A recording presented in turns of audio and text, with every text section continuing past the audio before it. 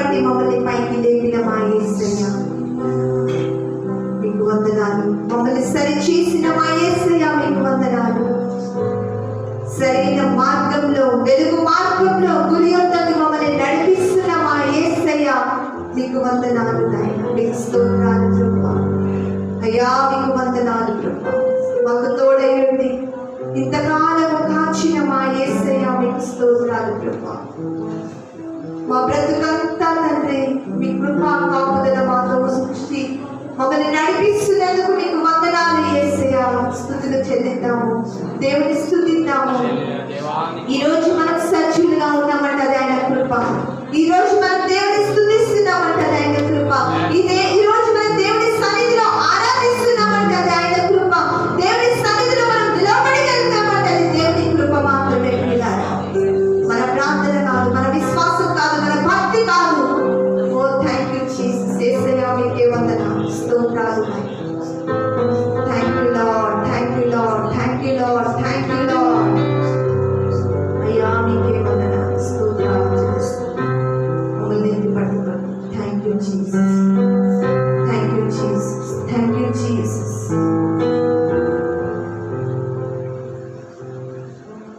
పరిశుద్ధాత్మ దేవా, పరలోకపు రాజ్యం మీ ఘనమైన నామానికి వందనాలు తెలియజేస్తూ యేసయ్య ఇంతవరకు ప్రభా పాటల ద్వారా మహింపరచుటకు, పాటల ద్వారా మీ సన్నిధిలో ఆరాధించడం ఇచ్చిన కృపకై వందనాలు ప్రభా.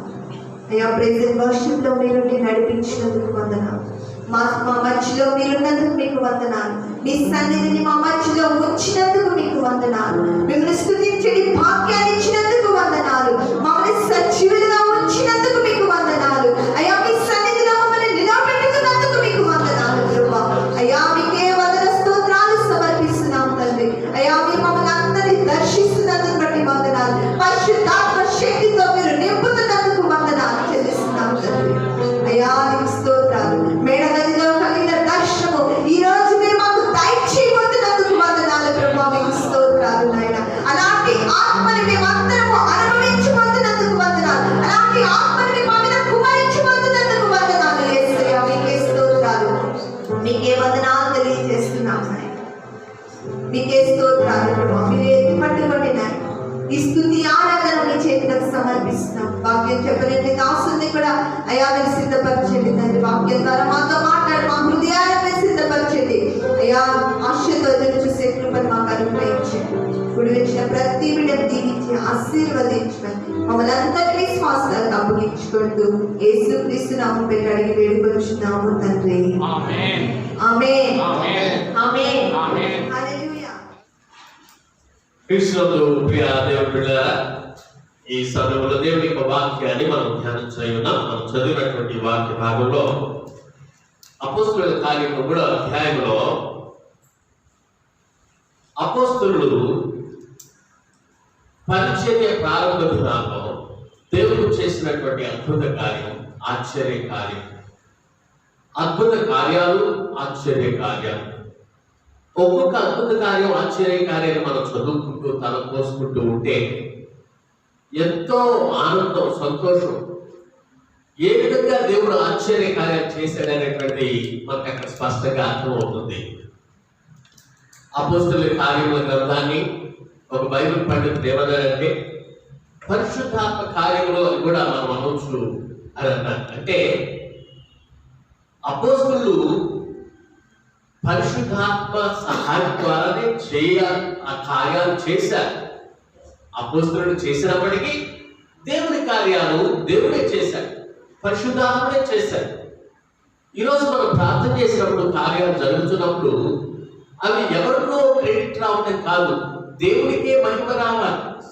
దేవుడే మహిమ పొందాలని అర్హుడై ఉన్నాడు. ఆయన మహిమ పొందనర్హుడై ఉన్నాడు. ఆయన ద్వారా కార్యం జరుగుతుంది. మనం ప్రార్థన చేస్తాం, ఆయన కార్యాలు జరిగిస్తాడనేటువంటి సత్యాన్ని మీరు గ్రహించాలని నేను క్రీస్తుపేరగా కోరుచున్నాను. ఇక్కడ ఇద్దరు వ్యక్తులు ఉన్నారు, పేతురు మరియు యోహాను. పేతురు, యోహాను దేవుని యొక్క శిష్యుడు. యేసు ప్రభు ఈ భూలోకంలో ఉన్నప్పుడు వారు దేవునితో, యేసు ప్రభుతో తిరిగినటువంటి వారు. ఇక్కడ గుడ్డివాడి యొక్క కుంటివానికి స్వస్థత కలుగుతుంది. ఈ కుంటివాడికి ఎలా స్వస్థత జరిగింది అనేటువంటిది 3వ అధ్యాయంలో స్పష్టంగా ఇక్కడ విశదీకరించబడింది. ఎన్నోసార్లు ఈ వాక్య భాగాన్ని చదువుకుంటాం.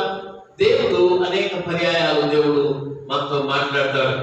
ఆయన ఈ కుంటివాడు అక్కడ లేచాడు, నిలిచాడు, నడిచాడు, నడుచు గంతులు వేశాడు, దేవుని స్తుతించాడు. దేవునికి స్తోత్రం, హల్లెలూయా. దేవుని ఎలా స్తుతించాడు అనేటువంటి కూడా అక్కడ స్పష్టంగా రాయబడి ఉన్నది.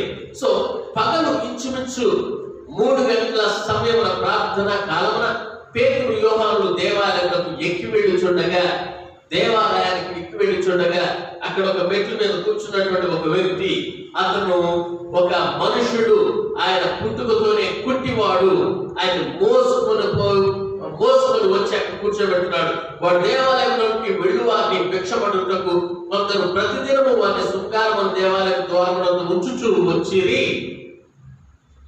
దేవుని పిల్లారా, ఈ కుంటివాడైనటువంటి ఇతను మెట్ల మీద కూర్చొని ఆయన అడుగు తినేటువంటి స్థితిలో ఉన్నాడు. అలాంటి స్థితిలో ఉన్నటువంటి తనకి దేవునికి స్వస్థత ఆ రోజు కలిగింది. అంతకుముందు 7 సంవత్సరాల నుంచి ఆ విధంగా అడుగుకుంటాడో తెలియదు మనకి. అయినప్పటికీ దేవుడు తనని అద్భుత రీతిగా వీరి ద్వారా స్వస్థపరిచాడు.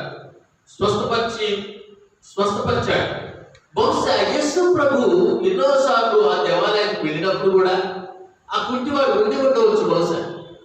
కానీ యేసు ప్రభు తన ప్రణాళిక చొప్పున తన శిష్యుల ద్వారా ఆ కార్యక్రమాన్ని జరిగించాడని నేను నమ్ముచుకున్నాను. దేవునికి స్తోత్రం, హల్లెలూయా. సో ఇతను లేచి నిలిచి నడిచి దేవుని స్తుతిస్తూ గంతులు వేస్తున్నాడు, నడుచుచూ గంతులు వేయచ్చు దేవుని స్తుతిస్తున్నాడు. దేవాలయంలో ప్రవేశించాడు. ప్రజలు ఆయన గుర్తెరిగారు, ప్రజలు విస్మయం పొందారు, ప్రజలు పరవశులైపోయారు, ఆనందంతో ఉప్పొంగిపోయారు, సంతోషించారు, దేవుని స్తుతించారు. ఈ కుంటివాడైతే నా కాళ్ళు వచ్చినాయి అని చెప్పి గంతులు వేస్తూ దేవుని నామాన్ని స్తుతిస్తున్నట్లు మనం చూస్తూ ఉన్నాం. యూదులు 3 సార్లు ప్రార్థన చేస్తారు. మొదటి 9 గంటలకు ఒకసారి, 3 గంటలకి సాయంకాలం ఒకసారి, మరియు సూర్యోదయం ఎర్లీ మార్నింగ్ ఒకసారి ప్రార్థన చేస్తారు. యూదుల యొక్క సమయం అలా లెక్కించబడుతుంది. సో పేతురు యోహాను 3 గంటలకి అనగా సాయంత్రం దేవాలయానికి వెళ్ళినప్పుడు అక్కడ ఒక శృంగారం అనేటువంటి ద్వారము అక్కడ కనబడుతుంది. ఆ ద్వారము రమ్యమైనటువంటిది, ఆ ద్వారము పెద్ద ద్వారము, ఆ ద్వారము విశాలమైనటువంటి ద్వారము. శృంగారం అంటే సౌందర్యం అనేటువంటి దేవాలయం ద్వారము అని చెప్పి అక్కడ పేరు పెట్టబడింది. ఈ యొక్క ద్వారాన్ని గురించి జోసెఫస్ సూచించిన ప్రకారంగా కోత వేయబడిన ఇత్తడితో కట్టబడి ఉన్నటువంటి ద్వారం ఇది. సో అందరికీ ఇష్టమైనటువంటి ఆ ద్వారం దగ్గర ప్రజలు ఎక్కువగా సంచారం ఉంటుంది కనుక ఎక్కువ మంది డబ్బులు నాకు వేస్తారేమో, ఎక్కువ మంది నాకు ఇస్తారేమో అనేటువంటి ఉద్దేశంతో ప్రతిదినము అక్కడికి వచ్చి ఆ కుంటివాడు అక్కడ కూర్చొని అడుగుకుంటూ ఉన్నాడు.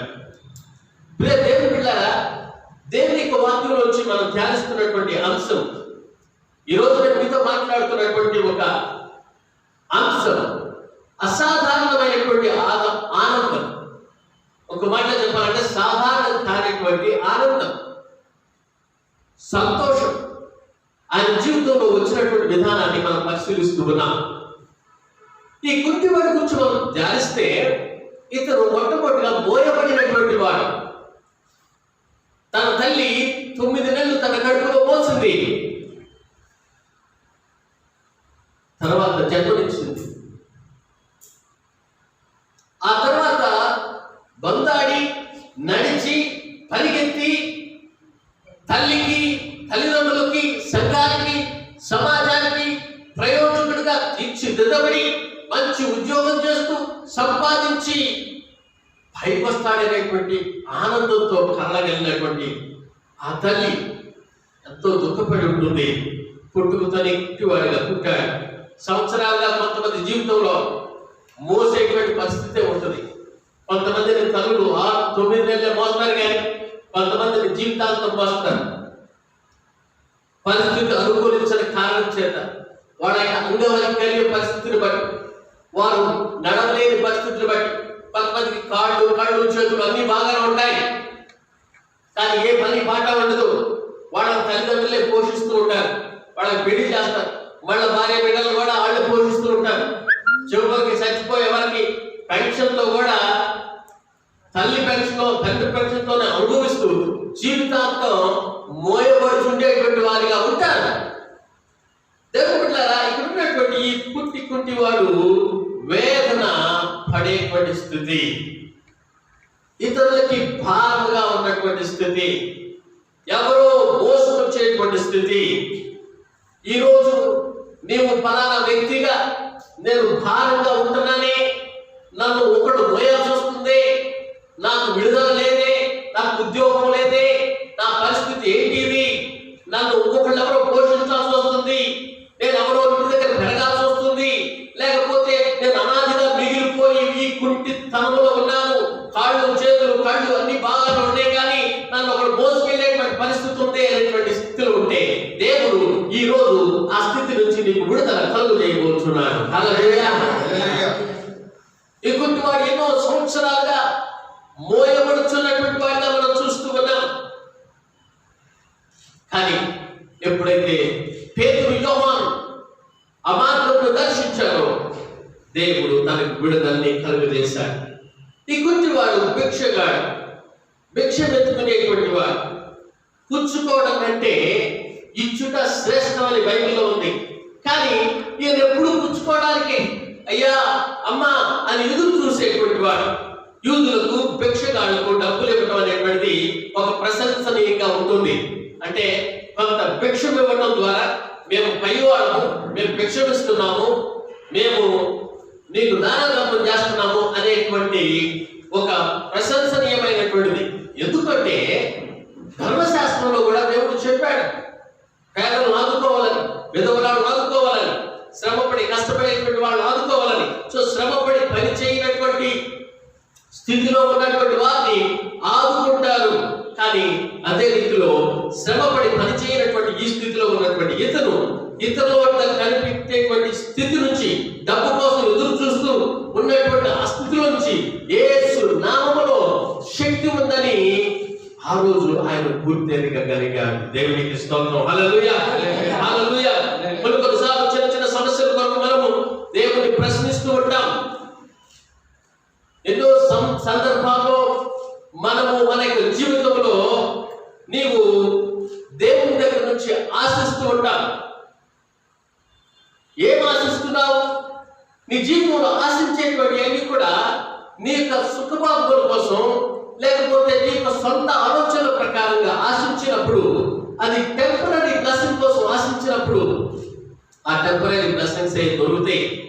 కొన్నిసార్లు చిన్న చిన్న సమస్యల కొరకు ఆశిస్తే నూతన జీవితాన్ని దేవుడు అనుగ్రహిస్తాడు. నీవు యేసు సమయాన్ని, సహాయాన్ని ఆశిస్తే ఆయన ఉత్తమమైనటువంటి దాన్ని అనుగ్రహిస్తాడు. ప్రభువుని ఏమడిగితే దానికంటే ఉన్నతమైనటువంటి స్థితిలోకి దేవుడు తీసుకెళ్లాలని చెప్పి ఆశిస్తూ ఉన్నాడు. మనం కోరుకున్నటువంటిది దేవుడు ఇవ్వడానికి, దానికంటే మించి ఇవ్వడానికి, ఆయన అనుగ్రహించడానికి దేవుడు శక్తిమంతుడై ఉన్నాడు. మనల్ని ఆశ్చర్యపరిచేటువంటి రీతిగా దేవుడు ఆశీర్వదించడానికి శక్తిమంతుడై ఉన్నాడు. దేవునికి స్తోత్రం. హల్లెలూయా. ఇక్కడ ఈ క్రీస్తు రాయబారులు, క్రీస్తు అనుచరులు, శిష్యులు అసాధారణమైనటువంటిది ఇచ్చాడు. సాధారణమైనటువంటిది ఇవ్వలేదు. మనుషులుగా ఏదో 100 రూపాయలు, 50 రూపాయలు, 10 రూపాయలు వాళ్ళు ఆయన స్థితిని బట్టి, వాళ్ళకున్న స్తోమతను బట్టి ప్రజలు ఇస్తారు. కానీ పేతురు, యోహానులు అయితే అసాధారణమైనటువంటిది ఇచ్చాడు. సాధారణమైనటువంటిది పొందాలని నీవు ఆశిస్తే సాధారణమైన దాన్ని పొందుతావు. అసాధారణమైనటువంటి పొందాలని ఆశిస్తే అసాధారణమైనటువంటి వాటిని పొందుతాం. దేవునికి స్తోత్రం. హల్లెలూయా, హల్లెలూయా. ఎప్పటిలాగానే అందరిలాగానే పేతురు, యోహానులు డబ్బులు ఇచ్చుంటే ఇంకా ఎంతకాలం తను అడుగుకునేటువంటి స్థితిలో, మోయబడేటువంటి స్థితిలో ఉండేవాడో తెలియదు. ఈ భిక్షగాడు ఇంకా భిక్ష అడుగుకునేటువంటి స్థితిలో ఉండేటువంటి వాడు. కానీ దేవుడి ఉద్దేశం అది కాదు. వాళ్ళు ఏమన్నారంటే, అక్కడ పేతురు, యోహానుల వారిని తేరి చూచి మా పట్టు చూడమని వారి యొక్క ఏదైనా దొరుకునని కనిపెట్టుచు వారి యొక్క లక్ష్యం ఉంచుచుంటారు. ఏదైనా దొరుకుతుందని కనిపెడుతూ ఉన్నాడు. రోజు అలవాటు అయిపోయింది అడుగు తింటాం, అడుక్కోవడం, ఏదైనా దొరుకుతుందని కనిపెట్టుకునేటువంటి పరిస్థితుల్లో ఉన్నాడు ఈ భిక్షుక. ఎందుకంటే ఎన్నో సంవత్సరాలుగా ఆయన చేస్తున్నటువంటిది అదే. దేవుడు బిడ్డలారా, దేవుడు వాక్యంలో మనం చూస్తే లూకాసు వార్త 6:20 చూడండి.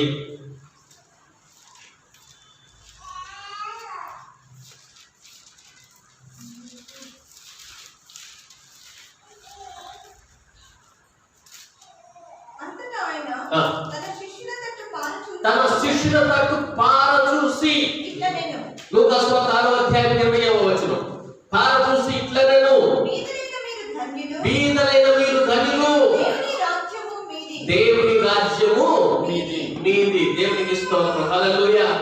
పేదవారు, వెండి బంగారాలు లేనటువంటి వారు, దేవుడు శక్తి కలిగినటువంటి దేవుడై ఉన్నాడు. దేవుని నామములో శక్తి ఉన్నది. ఈ వ్యక్తి కొద్దిదే ఆశించాడు పేదవాడిగా, కానీ దేవుడు ఉన్నతమైనటువంటి స్థితిని ఆయనకు అనుగ్రహించినట్లు మనం చూస్తున్నాం. దేవునికి స్తోత్రం, హల్లెలూయా. దేవుని బిడ్డలారా, దేవునికి వాక్యాన్ని వింటున్నటువంటి మీరు జాగ్రత్తగా గమనించండి, గ్రహించండి. ఇక్కడ మీరు చెప్పినటువంటి ఏంటంటే, పేతురు, యోహానులు వెండి బంగారములు నా యొద్ద లేవు, కానీ నాకు కలిగినదే నీకు ఇచ్చుచున్నాను, నజరేయుడైన యేసు క్రీస్తు నామమున నడవమని చెప్పి వారి కుడి చేయి పట్టుకొని లేవనెత్తెను. వెంటనే వారి పాదములను చీలమండలము బలము పొందెను. దేవునికి స్తోత్రం, హల్లెలూయా. దేవుని వాక్యం వింటున్నటువంటి మీరు జాగ్రత్తగా గ్రహించండి.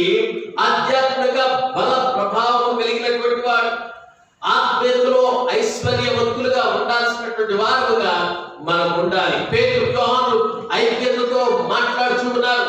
మా తట్టు తేరి చూడండి, మా తట్టు తేరి చూడు. ఆయన ఆశించేటువంటి వేరు, వీళ్ళు చెప్పి ఇచ్చినటువంటి వేరు. సో యేసుక్రీస్తు నామములో, క్రీస్తు అధికారాన్ని బట్టి, క్రీస్తు బల ప్రభావాలను బట్టి పేతురు క్రీస్తు ప్రతినిధిగా ఈ పని జరిగిస్తూ ఉన్నాడు. దేవునికి స్తోత్రం, హల్లెలూయా.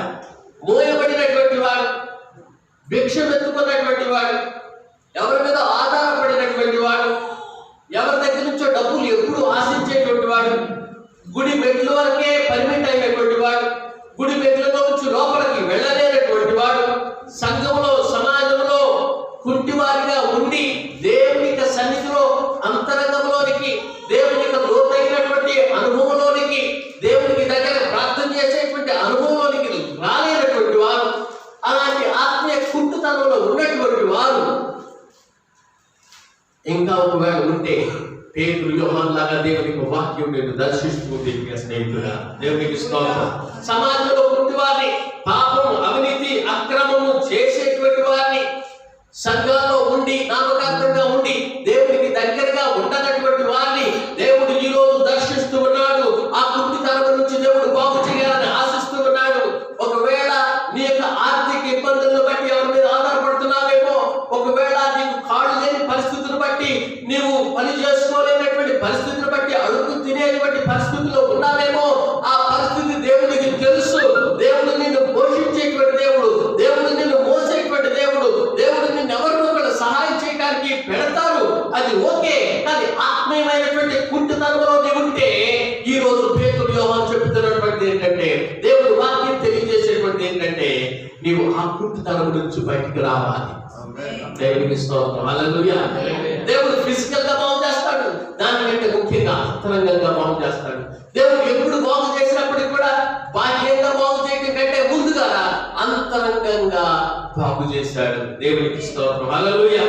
ఆత్మీయమైనటువంటి కుంటితనంలో ఉంటే బాగు చేయగలిగినటువంటి దేవుడు ఆయనే.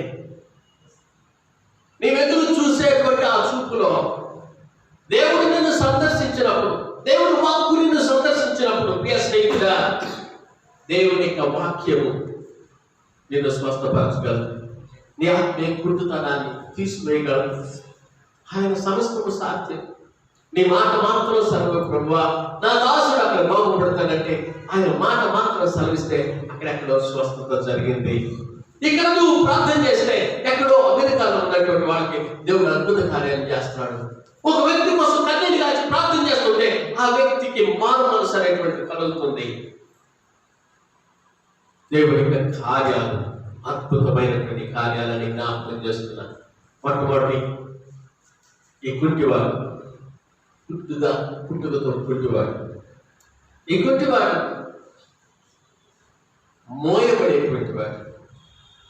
ఎవరో నలుగురు వ్యక్తులు వచ్చి అక్కడ తీసుకొచ్చి రోజు కూర్చోబెట్టి మళ్ళా తీసుకెళ్ళేవాడు.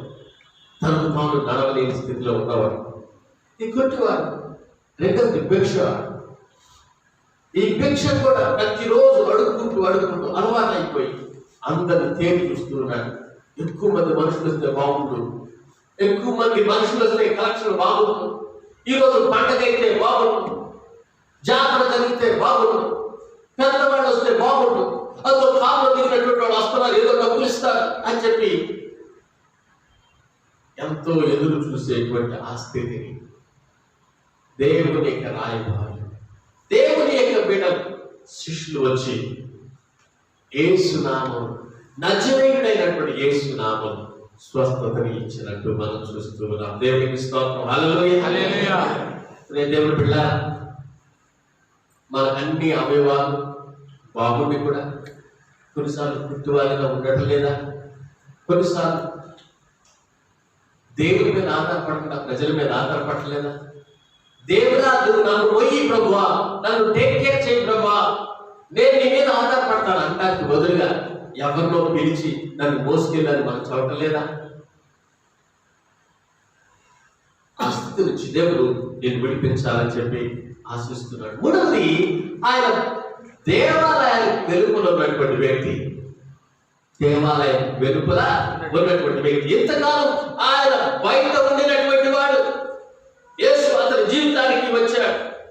తన నోట స్తుతులు ప్రారంభమై అపోస్తులతో పాటు ఆయన ఆలయంలో ప్రవేశించాడు. దేవునికి స్తోత్రం. హల్లెలూయా, హల్లెలూయా.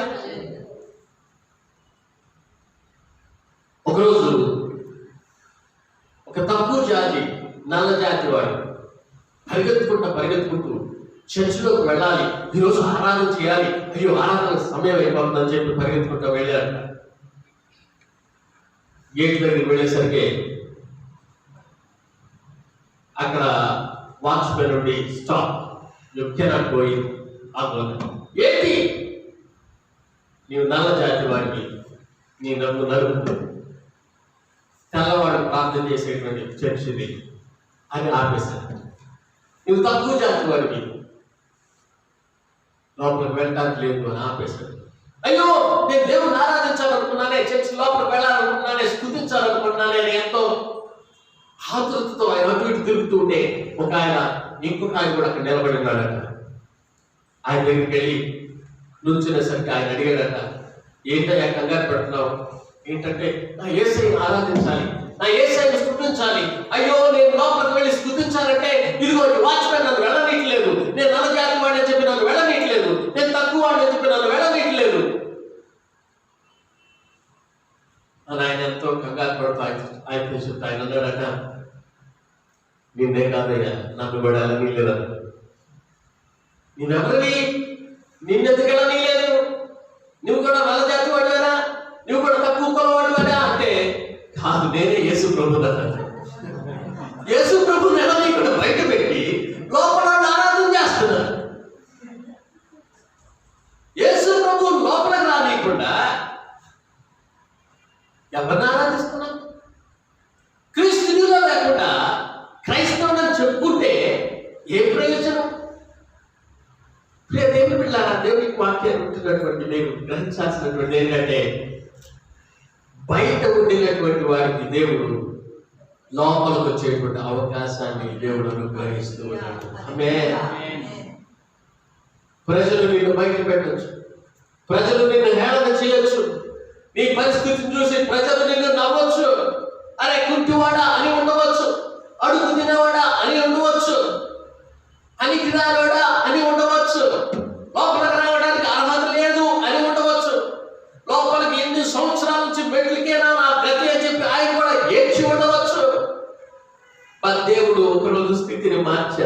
దేవునికి స్తోత్రం. Hallelujah. Don't forget to thank people who helped you. బాగు చేసింది యేసు ప్రభు, పేతురు కాదు.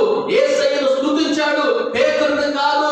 దేవుని కార్యము ప్రజల ద్వారా చేసినప్పుడు, పాస్టర్ల ద్వారా చేసినప్పుడు, నీ ప్రార్థన చేసినప్పుడు, కార్యాలు జరిగినప్పుడు వాడు ప్రార్థన చేసిన కారణం చేత వాడికి కృతజ్ఞతా భావంతో ఉండాలి, కానీ దేవుణ్ణి స్తుతించాలి. దేవునికి స్తోత్రం. మీరే నా దేవుడు అని చెప్పి ఆయన కాళ్ళ మీద పడలేదు, ఆయన గంతులు వేస్తూ స్తుతిస్తూ నజరేయుడైనటువంటి యేసు నామములో డాన్స్ వేస్తూ లోపలికి వెళ్ళాడు, ఆలయంలో ప్రవేశించాడు. ఆయన సకల మహిమ ఆయనకి కలగాలని చెప్పి ఆయన స్తుతించడం ప్రారంభించాడు. దేవునికి స్తోత్రం. హల్లెలూయా.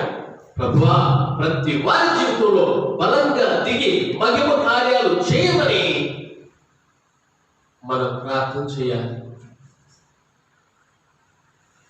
ఆత్మీయతలో కుట్టుబడిపోయి ఉన్నటువంటి వారి కోసం మనం ప్రార్థన చేయాలి. శారీరకంగా బలహీనత కొరకు మనం ప్రార్థన చేయాలి. ఇష్టం వచ్చినట్టు విచ్చలవిడి జీవితం జీవిస్తున్నటువంటి వారి కోసం మనం ప్రార్థన చేయాలి. అన్యాయము అక్రమం విస్తరించడానికి కారణమైనటువంటి వారి కోసం మనం ప్రార్థన చేయాలి. మతాల మధ్యలో చిచ్చులు పెట్టేటువంటి వారి కోసం మనం ప్రార్థన చేయాలి. గలిబిలి తీసుకొచ్చేటువంటి వారి కోసం మనం ప్రార్థన చేయాలి. వాళ్ళని ప్రేమించాలి. ప్రియ దేవుని బిడ్డలారా, అది మన బాధ్యత. యెషయా గ్రంథం 4:18 ఇదిగో నేను ఒక నూతన కార్యము నీ కోసం చేయబోతున్నాను. ఏ నూతన కార్యం అది? నీ గుడ్డితనాన్ని తీసివేసి, నీ భిక్షంతో అడుగుతున్నటువంటి స్థితిని తీసివేసి, బయట ఉండేటువంటి స్థితిని తీసివేసి నేను లోపలికి తీసుకొచ్చేటువంటి నూతన కార్యం.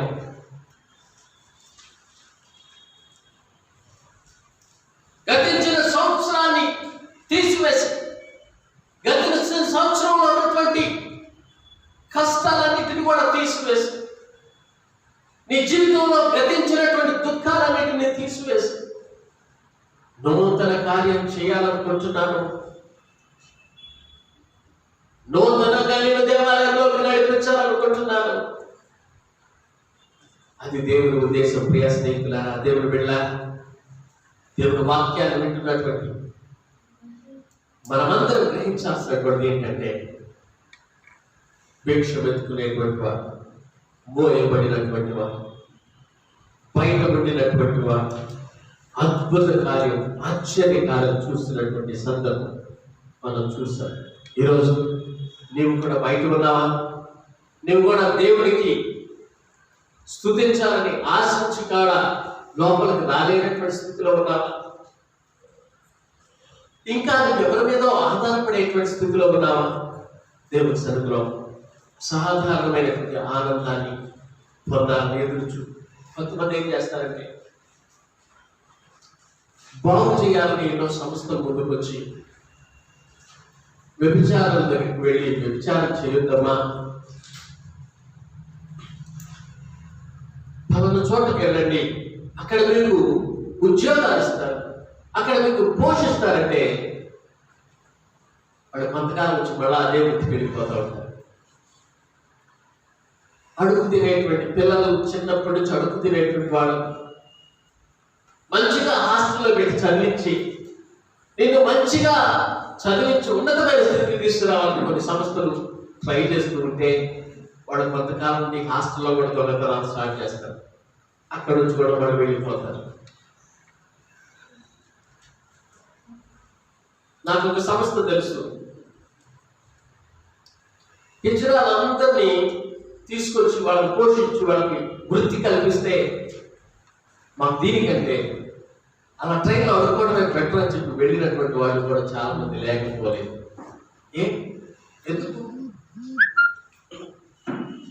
దేవుని బిడ్డలారా, కొన్నిసార్లు మార్పుని స్వీకరించడం అనేటువంటిది చాలా మందికి ఇష్టపడదు. చాలా సందర్భాల్లో మనము దేవుడి దగ్గర శుద్ధి చేయబడాలి, మంచిగా మార్పు చెందబడి దేవుడి సన్నిధిలో ఎదగాలని దేవుడి యొక్క వాంఛ అయితే, ఆ వాంఛ వాళ్ళకి అవసరం లేదు. లోకంలో ఉన్నటువంటి మలని మేము జరుపుకుంటూ ఉంటారు, పాపాలనే జరుపుకుంటూ జరుపుకుంటూ ఉంటారు. మళ్ళా తిరిగి అదే స్థితికి వెళ్ళాలని ప్రయత్నం చేస్తూ ఉంటారు. ఎందుకు అంటే ఉన్నతమైనటువంటి స్థితి వాళ్ళకి అవసరం లేదు. దేవుని యొక్క ఉన్నతమైన స్థితి వాళ్ళకి అర్థం కావట్లేదు. సాధారణమైనటువంటి సంతోషం కోసం, సాధారణమైనటువంటి పరిస్థితుల కోసం చూస్తూ ఉంటారు, కానీ అసాధారణమైనటువంటి దేవుడు చేస్తాడని వారి జీవితాల్లో ఊహించలేకపోతున్నారు. దేవుడు పిల్లల స్నేహితుల ఈ వాక్యాన్ని ఇచ్చినటువంటి మీరందరూ గ్రహించాల్సినటువంటి ఏంటంటే దేవుడు అసాధారణమైన నీ జీవితాల్లో చేయాలని ఆశ కలిగి ఉన్నాడు. విశ్వాసంతో వాటిని పొందగలిగితే, విశ్వాసంతో వాటిని రిసీవ్ చేసుకోగలిగితే దేవుని సన్నిధిలో మనం నిలబడగలమని నేను మీకు తెలియజేస్తూ ఉన్నాను. దేవునికి స్తోత్రం. హల్లెలూయా. మత్తయి సువార్త 4:18 చదవండి. నేను ముగిస్తాను త్వరగా. మత్తయి సువార్త 4:18 నుండి 22 వరకు ఉన్న వాక్యాలు చదవండి. యేసు గలిలయ సముద్ర తీరమున నడుచుచుండగా ఇద్దరు సహోదరులు సముద్రములో వలవేయుట చూచెను. వారు జాలరులు. నేను మిమ్మల్ని మనుషుల పట్టు జాలరులుగా చేస్తానని చెప్పి వారితో చెప్పారు. వెంటనే వారు తమ వలలను విడిచిపెట్టి ఆయనను వెంబడించి దేవునికి స్తోత్రం. హల్లెలూయా. హల్లెలూయా. దేవుని పిల్లలు, యేసు ప్రభు పిలిచిన వెంటనే వాళ్ళు వెంబడించారు. అందుకనే వాళ్ళు అసాధారణమైనటువంటి కార్యాలు చేయగలిగారు. యేసు ప్రభు పిలిచిన వెంటనే వాళ్ళు వలలు విడిచి వదిలిపెట్టి వచ్చేశారు. వాళ్ళ జీవనోపాధిని విడిచిపెట్టి వచ్చేశారు. వాళ్ళ జీవితాన్ని సంపూర్తిగా సమర్పించుకున్నారు. యేసు ప్రభుతో 3.5 సంవత్సరాలు వారు తిరిగారు, నేర్చుకున్నారు. ఎన్నో శ్రమలు ఎదుర్కోవడానికి సిద్ధపడ్డారు. శిష్యులుగా శ్రమలు ఎదుర్కోవడానికి, ఈవెన్ ప్రాణాన్ని పెట్టడానికి కూడా, త్యాగం చేయడానికి కూడా వెనుకాడకుండా తీర్మానం తీసుకున్నారు. అలాంటి తీర్మానం తీసుకున్నారు కనుకనే అలాంటి శక్తిని దేవుడు అనుగ్రహించగలిగాడు. శిష్యుడితో ఏం చెప్పాడు? నాకంటే గొప్ప కార్యాలు నేను చేస్తానని చెప్పాడు. దేవునికి స్తోత్రం. హల్లెలూయా.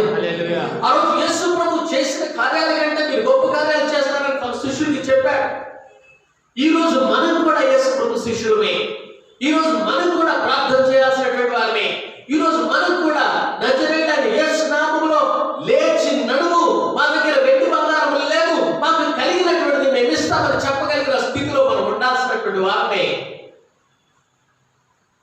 వెండి బంగారం మన దగ్గర లేకపోయినా యేసుక్రీస్తు మనలో ఉండాలి. చదువు సంధ్య లేకపోయినా, ఆస్తులు అంతస్తులు లేకపోయినా, ఖండలు తిరిగినటువంటి బలం లేకపోయినా, అందరూ అప్రిషియేట్ చేసేటువంటి అందరూ లేకపోయినా, దేవుడిని మనం కలిగి ఉంటే, ఆత్మీయ స్థితిని మనం కలిగి ఉంటే ఈ లోకంలో ఎవ్వరు ఇవ్వలేనటువంటిది. ఇన్ని సంవత్సరాలుగా 100 మంది మెట్లెక్కుతున్నటువంటి వాళ్ళు ఎవ్వరు ఇవ్వలేనటువంటిది దేవుడు నీ ద్వారా, నీ సహోదరులు, నీ కుటుంబీకులు, మెట్ల మీద కూర్చున్న అనేక మంది భిక్షగా నేను ఆశీర్వాదంగా మార్చాలని ఆయన ఆశ్రయమైనది. దేవునికి స్తోత్రం. హల్లెలూయా. హల్లెలూయా. మనం పొందాలి. మనం ఆ స్థితిలో ఉండాలని మనం కోరుకోవాలి. ఇంకా మనము భిక్షగాళ్ళని, కుంటివాళ్ళని, దేవాలయంలోకి వెళ్ళలేని పరిస్థితిలో ఉంటే ఆ స్థితిని మార్చాలని ఈరోజు ప్రార్థించి, ఇంకా ఆ రోగంతో ఉన్నామేమో, ఆ కుంటితనంతో ఉన్నామేమో, ఆ పాపంతో ఉన్నామేమో, ఆ స్థితి నుంచి నీవు లేవపడాలి.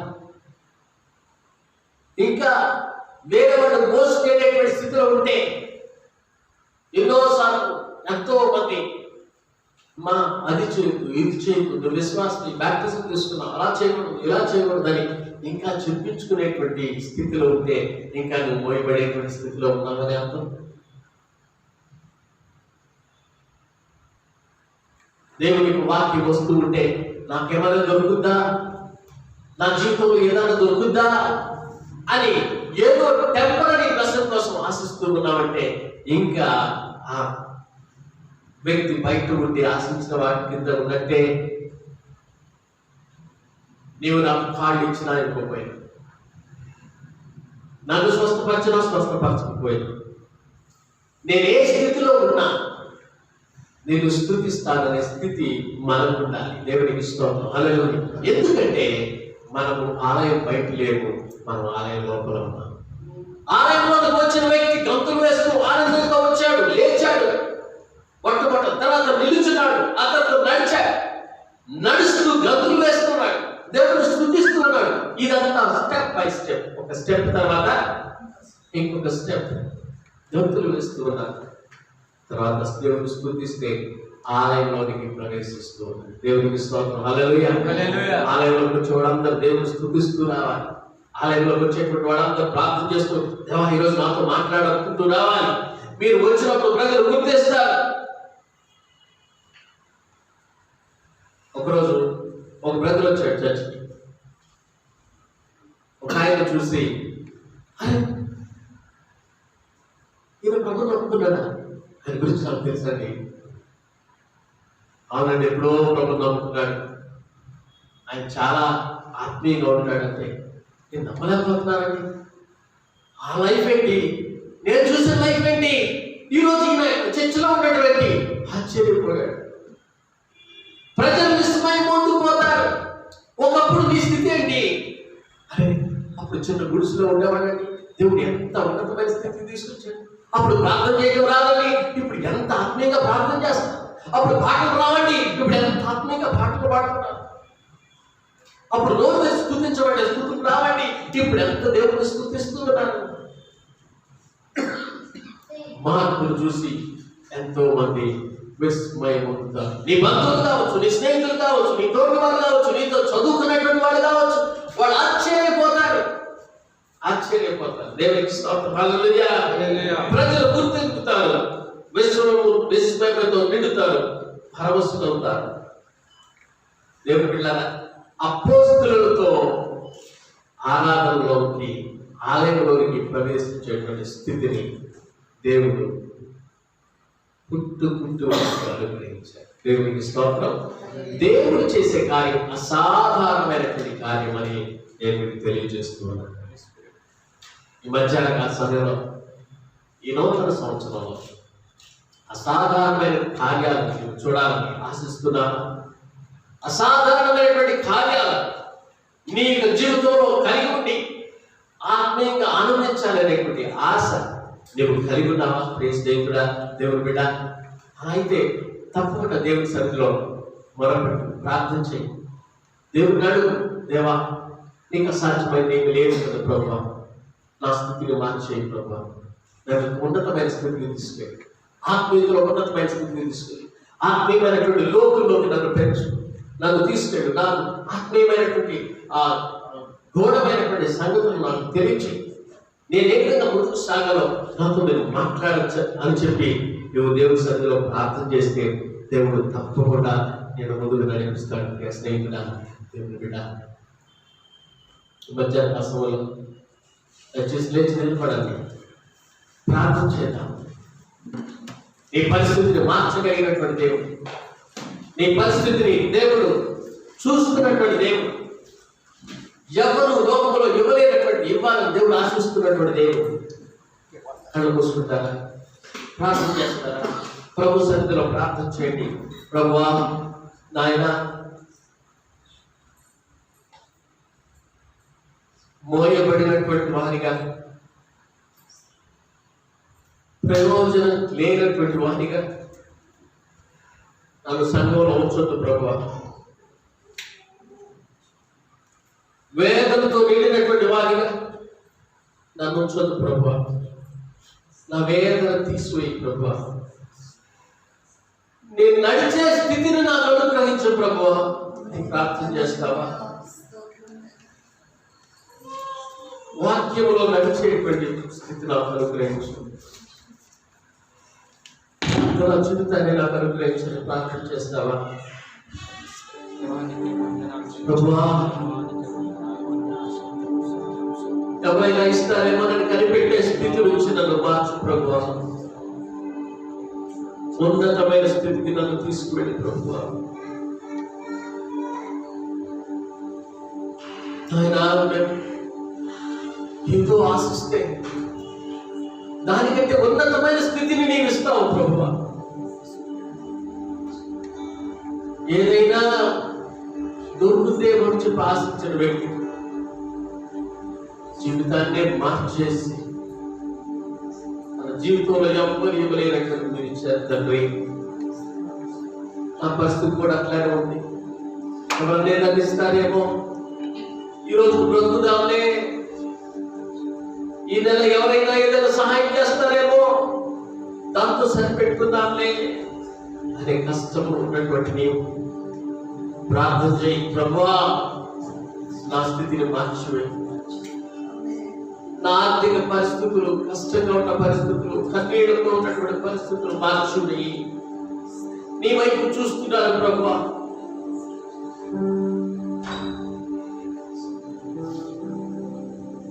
దేవుడు అంటూ ఉన్నాడు, మా వైపు తేరి చూడు, యేసు వైపు తేరి చూడు, యేసు వైపు ప్రార్థనలో చూడు. నీ గృహంలో గదిలోకి వెళ్ళి తలుపేసుకొని మోకరించి నీ కళ్ళ నిండా నీళ్లు వెళ్ళినప్పుడు యేసు వైపు చూడు. పంటల తట్టు నా కన్నులు ఎత్తుచున్నాను, నాకు సహాయం ఎక్కడ నుంచి వచ్చు? నీవు ఉండే కదా ప్రభువా నాకు సహాయం. ఇంకెక్కడి నుంచి నాకు సహాయం దొరుకుతుంది ప్రభు? ఇంకెక్కడి నుంచి సహాయం దొరికితే అది టెంపరీ సహాయమే కదా ప్రభువా. పర్మనెంట్ సొల్యూషన్ నాకు దయచేయి ప్రభువా అని ప్రార్థన చేయి. నీవు నిలబడి ఉన్నటువంటి స్థలంలో నీ ప్రభువు నీ ప్రక్కనే ఉంది. నీ ప్రార్థన ఆలకిస్తూ ఉన్నాడు. నీ స్థితిని మార్చాలని దేవుడు చూస్తూ ఉన్నాడు. నిన్ను నడిపించాలని దేవుడు చూస్తున్నాడు. నిన్ను భిక్షగాడి స్థితి నుంచి మార్చివేయాలని చూస్తున్నాడు.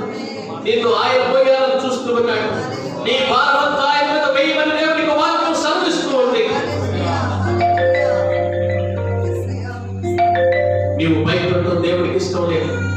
దేవునికి దూరం పడటం దేవుడికి ఇష్టం లేదు. మెట్ల మీద కూర్చొని సంవత్సరాలు గడపడం దేవుడికి ఇష్టం లేదు. గత సంవత్సరంలో గడిచిపోయిన సంవత్సరంలో బ్రతకడం దేవుడికి ఇష్టం లేదు. గత సంవత్సరం బాధల్లో ఉండడం దేవుడికి ఇష్టం లేదు. నిన్ను నూతనమైనటువంటి సృష్టిగా, నూతనమైనటువంటి కార్యాలు నీ జీవితంలో చేయాలని ఆశిస్తూ ఉన్నాడు.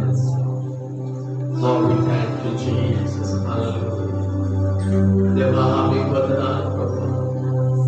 నీకు స్తోత్రాలు చెల్లిస్తున్నాను. సహోదరి సహోదరుడాన్ని ప్రార్థన దేవుడు ఆనందించాడు. నీ స్థితిని మార్చి వేశాడని నాము, నీ స్థితిని బాగు చేశాడని నాము. మనుషులు బాగు చేస్తే, మనుషులు వాగ్దానం చేస్తే నమ్మాల్సిన పర్లేదు. దేవుడు నమ్మదగిన వాడు. ఆయన మాట తప్పని దేవుడు. నీకు సహాయం దయచేసినటువంటి దేవుడు. ప్రేమ కలిగిన ప్రభు, కృప కలిగిన మాత్రం ఈ బిడ్డలు ఎవరైతే ప్రభు వేదనతో నింపబడి మోయబడేటువంటి స్థితిలో ఉంది, నడవలేక కాళ్ళు లేని స్థితిలో ఉంది, అయ్యో నా పరిస్థితి ఇంకా నడుస్తూ ఉంటే, ఇంకా చేయి చాచు అడుగు తినేటువంటి పరిస్థితిలో ఉన్నారేంటి తండ్రి? నేను ఇచ్చేవాడిగా ఎప్పుడు ఉండగలను తండ్రి? పుచ్చుకున్నట కంటే ఇచ్చుట శ్రేష్టమని చెప్పావు కదా, ఇచ్చే స్థితి నన్ను ఎప్పుడు తీసుకొస్తావు ప్రభువా అని వేదన చెందుతున్నటువంటి సహోదరి సహోదరు అని ఇక్కడుంటే వాళ్ళ జీవితాలు మార్చిపోయి ప్రార్థనపడుతున్నాను ప్రభువా.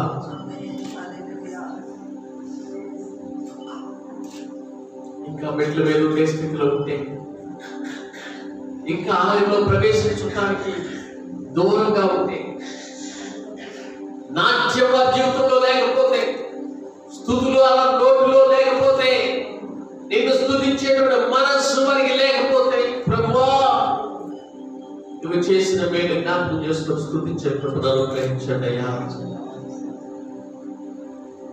నువ్వు చేసిన మేలు ఏమి మర్చిపోకుండా మేము స్తుతించే ప్రభుత్వం అనుగ్రహించండి. నూతన కార్యాలు మా జీవితంలో ఇంకా నూతన ఆనందంతో, నూతన సంవత్సరంలో నూతన విధులను మాకు అనుగ్రహించు, నూతన కార్యాలను జరిగించి నడిపించమని ప్రార్థన చేస్తున్నానయ్యా. మాట్లాడే విధానానికి స్తోత్రాలు చేస్తూ మమ్మల్ని మీ చేతిలో సమర్పిస్తూ మా ప్రభుని ప్రియ కుమారుడైన యేసు క్రీస్తు నామమున పెట్టడానికి పెట్టుకుంటున్నాము తండ్రి. ఆమేన్. ఆమేన్. ఆమేన్.